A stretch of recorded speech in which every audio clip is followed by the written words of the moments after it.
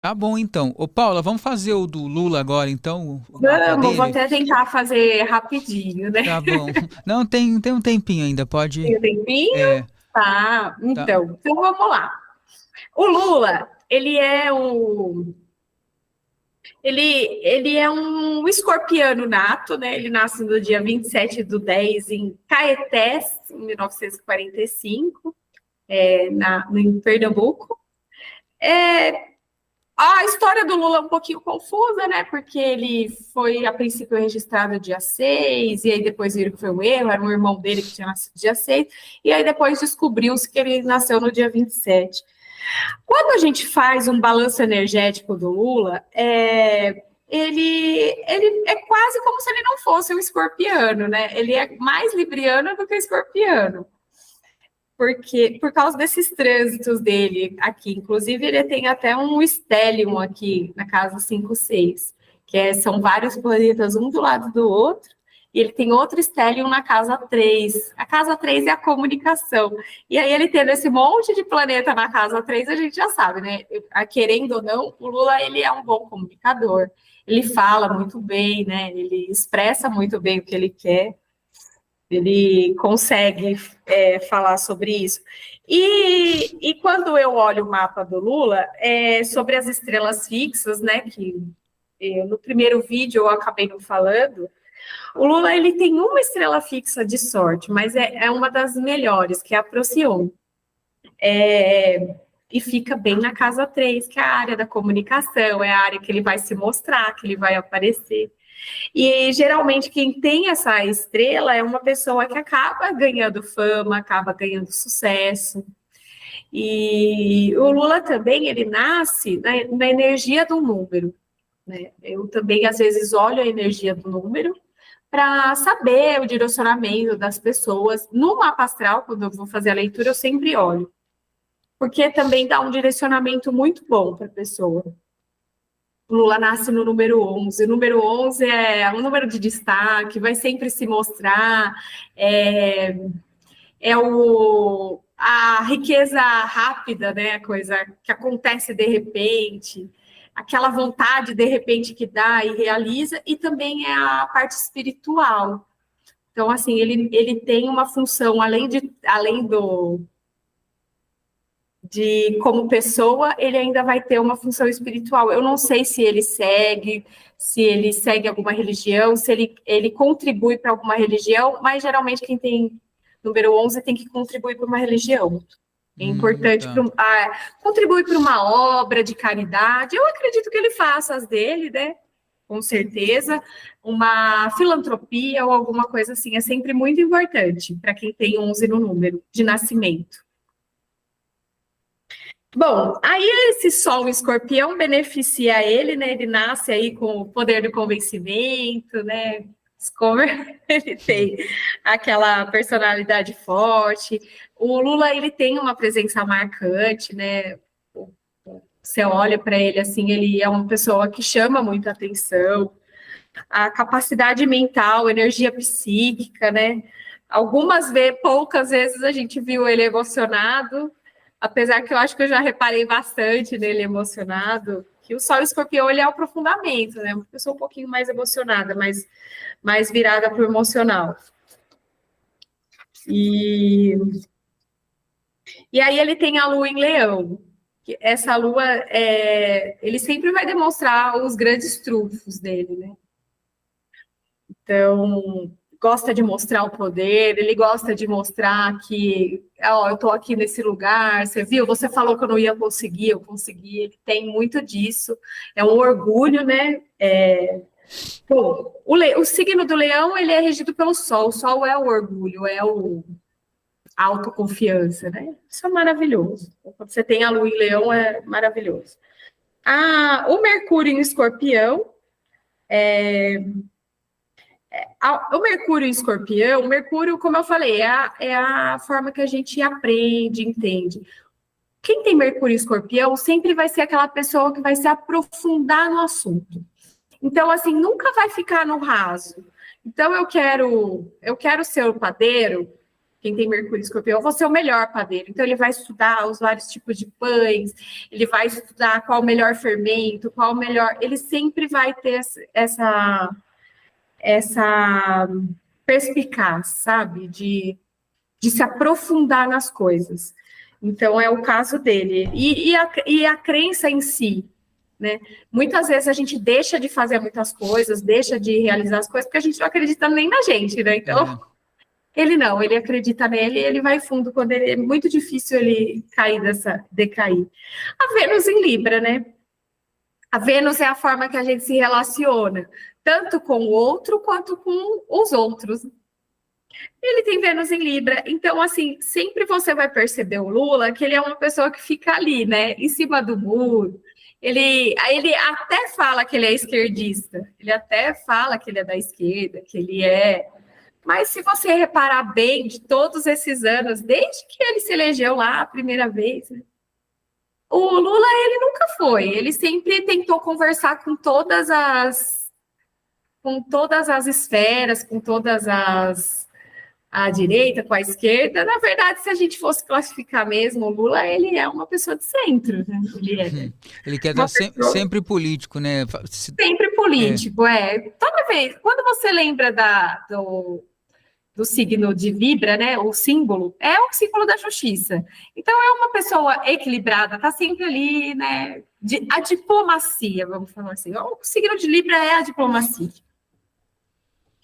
Então, assim, muito difícil ele ser grosseiro, mal educado, às vezes por causa da criação, né? Ele é uma pessoa que tem Urano em Gêmeos, então, assim, ele também não tem muito filtro, né? Acaba falando besteira. É que nem eu falei no outro vídeo, né? A assessoria do Lula é muito boa, porque se deixasse ele falar o que ele quer, ele já tinha sido cancelado, gente, porque ele não tem filtro, ele vai falando e não tem conversa. Marte é o deus da guerra, né? O Marte do Lula é em Câncer, então ele é uma pessoa que ele não desampararia a família de jeito nenhum, uma pessoa muito apegada com a família, super protetor. Eles devem brigar bastante, viu? Bastante. Sabe a picuinha de família mesmo? Eu sei. Grande família. Uhum. É assim, tem picuinha, tem fofoquinha, tem filho falando mal da madrasta. Nossa. Sempre tem, não tem conversa aí, sempre vai ter. Júpiter em Libra, Júpiter é o deus da sorte, da expansão, ele tem Libra, né? Muita sorte.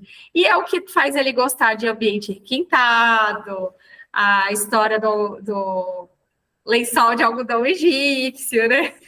Gosta do bom. Gosta de coisa boa, o libriano geralmente gosta de coisa boa, ele não vai comprar uma bolsa de couro falsa, ele vai comprar uma bolsa de couro muito boa, então, assim, tem essa coisa aí. O Saturno em Câncer, né, o Lula nunca foi dado a namorico, o Lula namorou, e às vezes que ele namorou, ele geralmente casou, ele é uma pessoa muito, muito certa, muito correta nesse sentido. Urano em Gêmeos, que fala sobre a boa comunicação, mas que não tem filtro, né? Aquela coisa, né? E o Netuno do Lula é em Libra. O Netuno é o planeta da confusão, e geralmente, quando a pessoa tem Libra, a pessoa tem uma leve tendência ou a ser alcoólatra, ou abusar de drogas, ou abusar até de remédio. Nossa. Você pensa que fica tomando remédio? Uhum. Então, o Netuno em Libra tem que tomar cuidado, porque tem uma tendência a ter vícios bem ruins aí. Porque tem essa coisa aí. E o Plutão em Leão, ele gosta de estar no poder, ele gosta de estar lá em cima. Então, assim, se ele for de uma fábrica, ele vai ser o chefe da fábrica. Se ele for de uma equipe toda, ele quem vai ser o líder. Ele sempre vai se destacar nessa posição, não vai ter jeito. O ascendente do Lula é em Touro, que gosta de viver no luxo, né? A gente depois, a gente critica, né? Nós eleitores que vimos aí, ele realmente gosta muito do luxo, gosta de gastar dinheiro, né?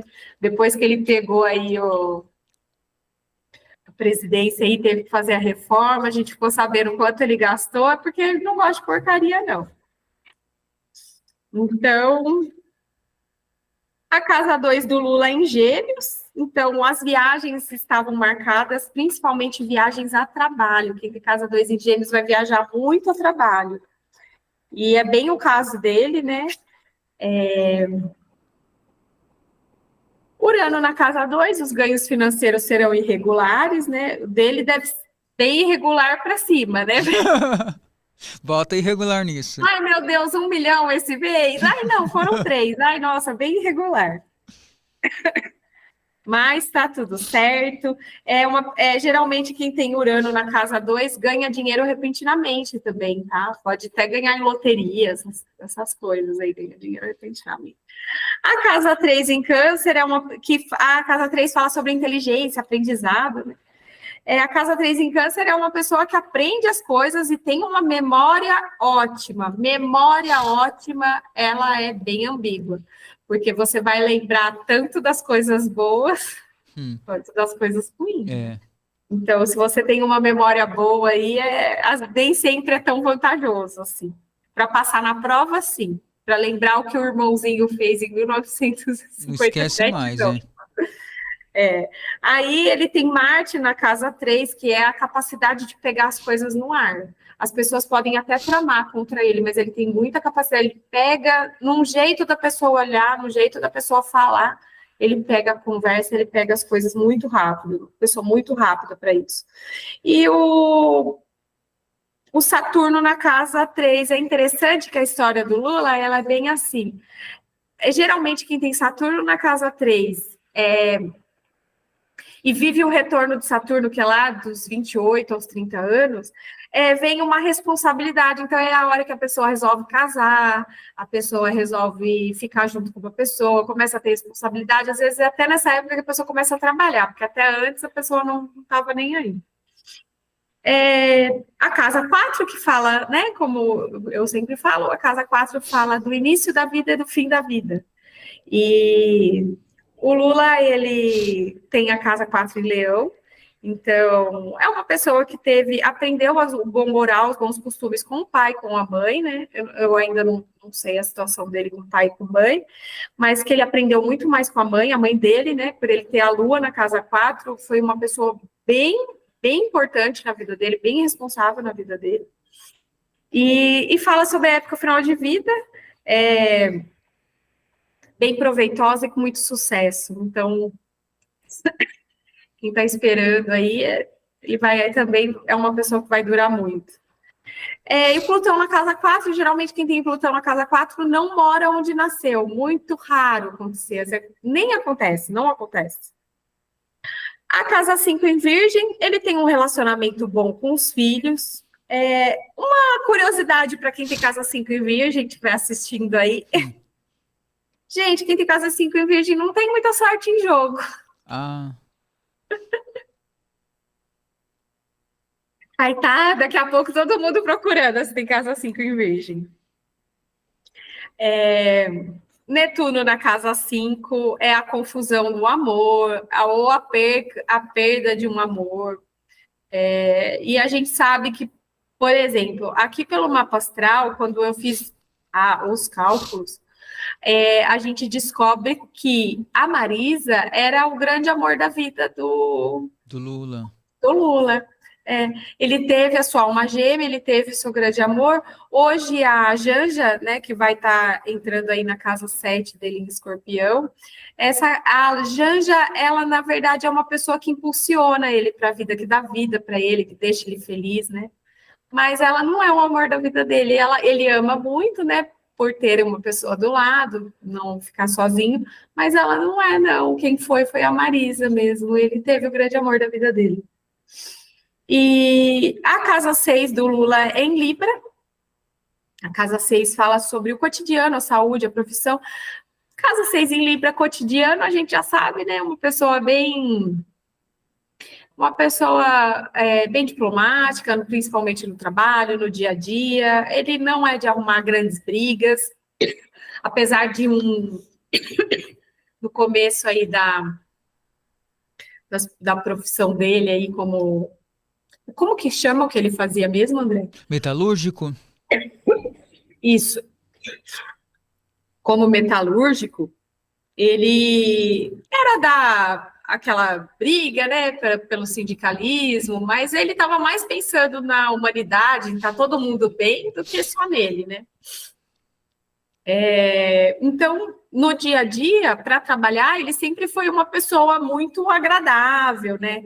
Sempre, tanto que eu acho que por isso que ele foi escolhido para representar sindicato e as coisas assim, porque ele era realmente uma pessoa muito querida no trabalho, e eu acredito que no dia a dia dele, ele é uma pessoa muito calma, muito tranquila, ouve todo mundo, não é aquela pessoa que fica estressada ou que fecha a porta do escritório e fala, hoje eu não quero falar com ninguém, ele não é assim. Realmente, no dia a dia, ele é uma pessoa mais calma e consegue conversar com todo mundo. Tem um pouco de paciência para isso. E esse Júpiter na casa 6 dele, que dá essa atração aí por leis, por saber um pouquinho mais, ele realmente é bem inteirado, né, desses assuntos, ele sabe muitas vezes que caminho seguir aí para, mesmo com assessoria, tudo, ele sabe que posicionamento tomar, ele é uma pessoa muito inteligente. A casa 7 em Escorpião, que fala sobre a vida íntima, né? É uma pessoa que não consegue ficar sozinha, que precisa namorar mesmo, no sentido de fazer amor mesmo. Ele é uma pessoa que está sempre precisando, tá com essa parte aí girando, sempre fortalecida. Então, ele não conseguiria ficar sozinho, não é uma pessoa que e no relacionamento, no caso, né, esse Mercúrio na casa 7, que fala sobre um outro relacionamento, com certeza seria uma pessoa bem mais jovem que ele, ou uma pessoa que pensasse muito mais jovem que ele, né? Ou então, quando você tem Mercúrio na casa 7, você olha lá, você sempre vai dar preferência para ter uma pessoa muito intelectual do seu lado. Então, assim, não pode ser uma pessoa burrinha, nem tanto que realmente é verdade, né? Quem deu a fina estampa nele foi a Marisa, né? Marisa foi uma pessoa que deu a fina estampa para ele e a Jana tá tentando dar também, né? E ela é mais jovem também, então sempre vai ficar nesse ritmo aí. E a casa 8 em Sagitário, já o Lula é diferente do outro, né? Quando a gente fala de morte, a morte dele vai ser muito apegada com Deus. Então, eu acredito que ele ainda vai estar naquela situação, se apegando na fé de ainda ficar vivo. Ele não vai aceitar muito a morte, não, assim, de cara. Com ele já é um pouquinho diferente. E, que mais? Vamos falar aí. O meio de céu dele em Aquário, né? Eu acabei pulando a casa 9, que a dele é em Capricórnio, que fala sobre a fé religiosa. Ele é um pouquinho mais ortodoxo, né? Ele até aceita as outras religiões, mas ele é católico, não muda, ele não teria outra, né? Ele fala sobre o senso de justiça da casa 9. E depois a gente vai para a casa 10 em Aquário, que é quando pensa. Geralmente, quem tem casa 10 em Aquário vai pensar sempre num todo, no em volta, no entorno. Geralmente as pessoas que são preocupadas com ações sociais, ações humanitárias. Geralmente são pessoas que acabam trabalhando em ONGs, em sindicatos. Sempre assim, para você ver como é certinho o mapa, né? No caso dele é bem certinho. A casa 11 dele, que fala sobre os amigos, ele tem casa 11 em peixes, então, assim, sempre vai ter muitos amigos, sempre gente muito próxima, não pessoas exatamente fiéis, né? Inclusive, ele tem um Quirón aí, que a mágoa dele foi uma traição de um amigo, né? Ele foi traído, dentro até do próprio partido dele. E a casa 12 dele, que vai falar sobre a consciência espiritual, sobre as coisas da vida, as inspirações.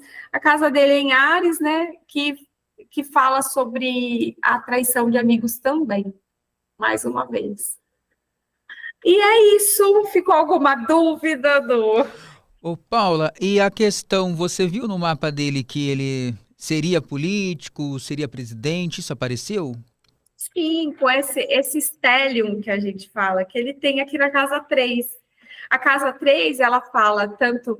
A casa 3, para você ter ideia, é uma casa bem movimentada. Ele fala sobre aprendizado, sobre comunicação, fala sobre a vida com os irmãos, e fala sobre a política, tanto a casa 10 quanto a 9.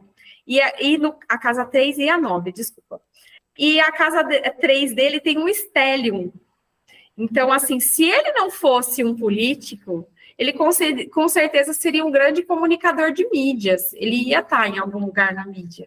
Então, assim, tá marcado dele. Inclusive, a roda da fortuna dele fica na casa 10, que vai falar exatamente sobre isso, sobre a realização.